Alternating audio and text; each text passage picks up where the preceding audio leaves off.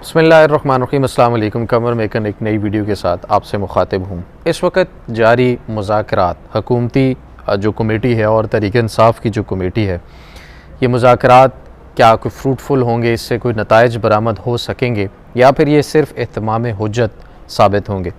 इमरान खान के कल के बयान और पिछले हफ्ते में होने वाली जो प्रेस कॉन्फ्रेंस थी, DGISPR जो थे उन्होंने प्रेस कॉन्फ्रेंस की थी, उन दोनों का अगर तकाबली जायज़ा लें और दोनों तरफ से रखी गई डिमांड्स अगर सामने रखें और फिर तमाम रवैयों पर अगर थोड़ी सी नज़र दौड़ाएं तो क्या समझ में आता है, वो तमाम चीज़ें आपके सामने रखेंगे। कुछ चीज़ें अनफोल्ड हुई हैं, वो भी आपके सामने रखेंगे। अनफोल्ड किस तरह से हो रही हैं ये कोशिश करते हैं, लेकिन उससे पहले एक चीज़ जो है वो अंसार अब्बासी साहब का आज का कॉलम है। अब अंसार अब्बासी साहब के आज का जो कॉलम है वो पूरा तो आप जंग अखबार पर जाकर पढ़ सकते हैं, लेकिन मैं कुछ चीज़ें उसमें से आपके सामने ज़रूर रखना चाहूँगा। चीज़ों के अंदर सबसे पहले अगर हम नज़र दौड़ाएं तो वो ये कहने की कोशिश कर रहे हैं कि इमरान खान को शायद ताकतवर हलकों की तरफ से 5 साल तक यानी 2029 तक अगर इस हुकूमत को कबूल कर लिया जाए तो खामोश रहा जाए तो फिर उनको इस डील के ज़रिए बनी गाला भेजा जा सकता है। लेकिन 13 फरवरी को इमरान खान क्या कहते हैं ये अगर आपने देखना है तो मैंने रीट्वीट भी किया और अपना जो वो एक वीडियो था, वीलॉग था इमरान खान से अडयाला जेल के अंदर मुलाकात के बाद 13 फरवरी 2024 और आज है 31 दिसंबर 2024। अंसार अब्बासी साहब कितना कौन सी बात कर रहे हैं। वो 13 फरवरी 2024 को इमरान खान ने ऑलरेडी उस पर ना बोल दिया था और उन्होंने कहा था किसी किस्म की कोई डील नहीं होगी, ना ही डील होगी और ना ही मैं बनी गाला जाऊंगा। अब ये मामला जो है ये इतना अब दोबारा से आकर क्यों खड़ा किया जा रहा है और इस वक्त क्यों जोर डाला जा रहा है, इसको अनफोल्ड करने की कोशिश करते हैं। फिर मजीद वो ये कहते हैं कि हुकूमत से जब हमारी बात हुई, हुकूमती कमेटी में से जो सेनेटर इरफान सिद्दीकी साहब हैं, वो कहते हैं कि उनसे बात हुई और उन्होंने कहा कि इमरान खान को बनी गाला मुंतकिल करने की तजवीज़ पर नून लीग से ताल्लुक़ रखने वाली कमेटी अरकान या इत्तेहादियों के नुमाइंदगी करने वाले दीगर कमेटी अरकान से बात नहीं की गई। तो फिर ये इमरान खान को ऑफ़र किसने की? जाहिर है कि सामने दिखाने के लिए मुज़ाकराती कमेटियाँ और होती हैं, पस पर्दा जो मामलात चल रहे होते हैं, मुज़ाकरात चल रहे होते हैं, वहाँ पर कुछ मामलात जो हैं वो अलग होते हैं, वो कुछ और चैनल्स को इस्तेमाल करके किए जा रहे होते हैं। और हमारे ज़राए के मुताबिक इस वक्त डायरेक्ट इमरान खान से जो मुज़ाकरात हैं, बातचीत है, वो ताकतवर हलकों की वो इस वक्त जारी हैं। अब इमरान खान की जो स्टेटमेंट्स हैं उनको देखकर आप सामने रखें कि कोई ना कोई तो वो सारे मैसेज जो है वो इमरान खान तक पहुंचा रहा है, इमरान खान को ऑफर्स कर रहा है, डील ऑफर कर रहा है कि 5 साल खामोश रहें, आपको बनी गाला बिठा देंगे, आप शोर नहीं करेंगे, 5 साल तक आप इस हुकूमत को चलने देंगे। और इमरान खान उसके जवाब में मीडिया के ऊपर अपने बयानात जो हैं वो दे रहे हैं। और दूसरी तरफ जो मुज़ाकराती कमेटी है उसको पता ही नहीं है कि इमरान खान को क्या डील ऑफर की जा रही है। अंसार अब्बासी साहब की इस खबर के मुताबिक मजीद आगे वो कहते हैं कि इरफान सिद्दीकी साहब ने कहा है कि PTI कमेटी को बताया कि इजलास में शरीक हुकूमती कमेटी के बेशतर अरकान PTI हुकूमत के दौरान जेलों में बंद थे और ये जो तमाम प्रोसेस था ये अदालती फैसलों के तनाजुर में ही आगे बढ़ सकता है, यानी अगर किसी की रिहाई होनी है और वो ये नहीं होगी कि कोई एग्जेक्टिव ऑर्डर शहबाज शरीफ बैठ कर देंगे, उसके बदले जो है वो तमाम कैदी रिहा कर दिए जाएंगे, ऐसा होता हुआ नज़र नहीं आ रहा।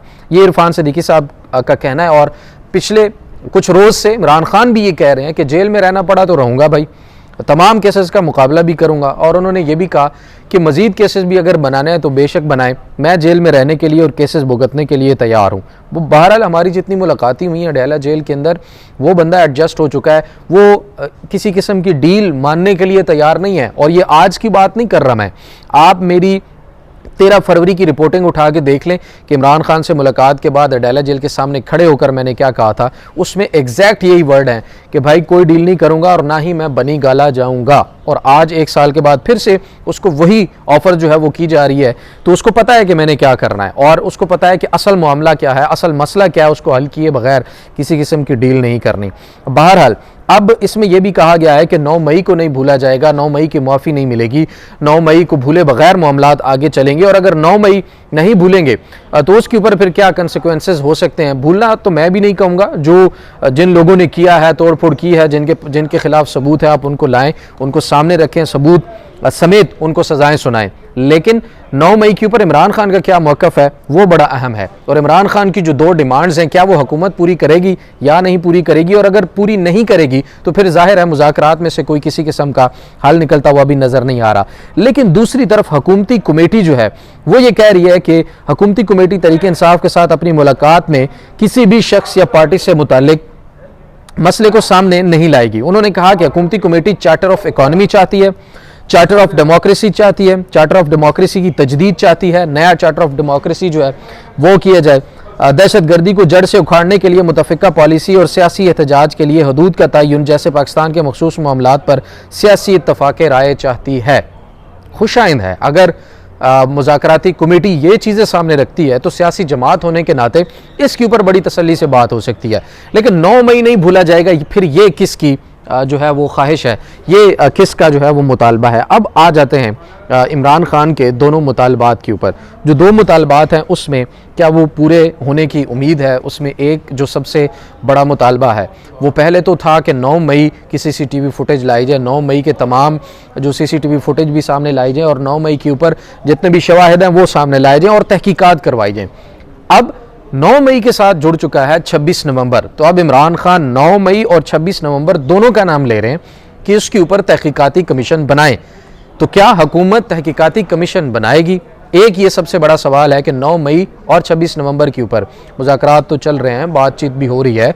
इमरान खान को रिहाई के बदले बहुत सारी चीज़ें भी ऑफ़र की जाएंगी, जैसे कि मैंने आपको बताया कि जेल से निकाल दिया जाएगा। जेल से तो वो कहता है मैं निकलना ही नहीं चाहता, पहले मेरे वर्कर्स को निकालें, बोगस केस ख़त्म करें, जो सियासी असीरान हैं उनको निकालें, फिर मैं बाहर आऊँगा। तो इमरान खान को आप दे क्या रहे हैं जिसके बदले वो आपको कहे कि हाँ ठीक है मैं आपकी किसी बात के ऊपर मानने के लिए तैयार हूँ।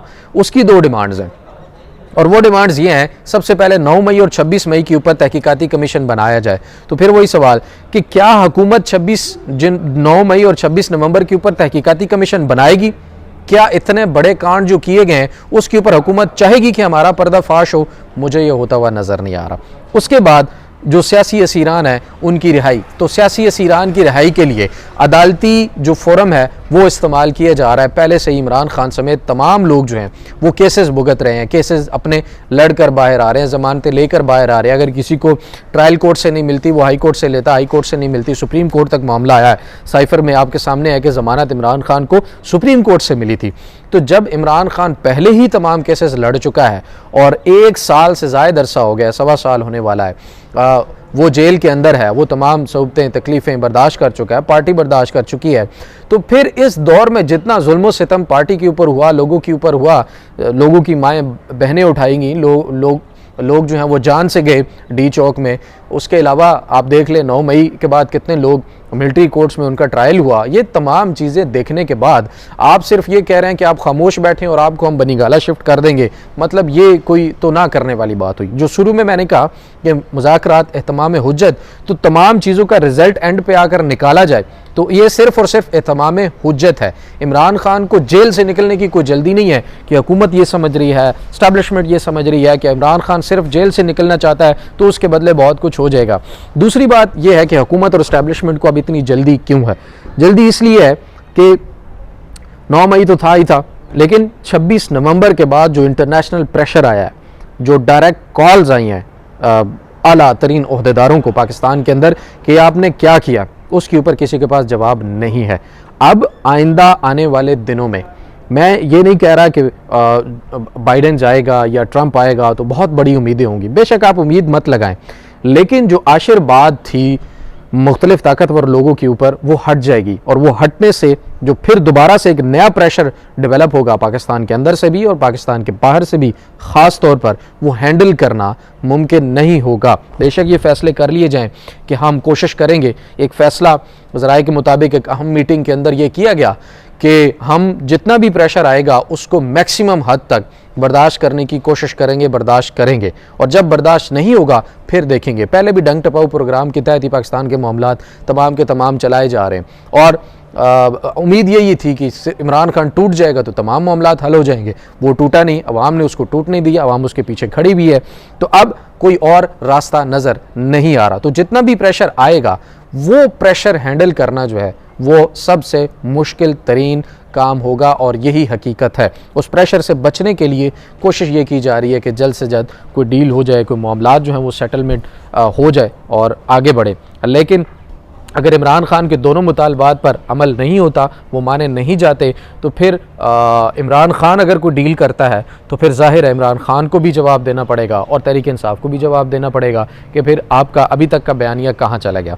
बहरहाल लुबे लुबाब इन तमाम मामलात का यही निकलता है कि ये जो मौजूदा मुज़ाकरात हो रहे हैं इसमें कोई बहुत बड़ा ब्रेक थ्रू होने के इम्कानात कम हैं। लेकिन जो इंटरनेशनल प्रेशर है, ख़बरें अब ये आ रही हैं कि अगर यही मामलात इसी तरह से चलते रहे तो मौजूदा रजीम को ये हैंडल करना मुश्किल होगा और उसके नतीजे में फरवरी के आखिर या मार्च के शुरू में इमरान खान की रिहाई के इम्कानात जो हैं वो कवी नज़र आ रहे हैं।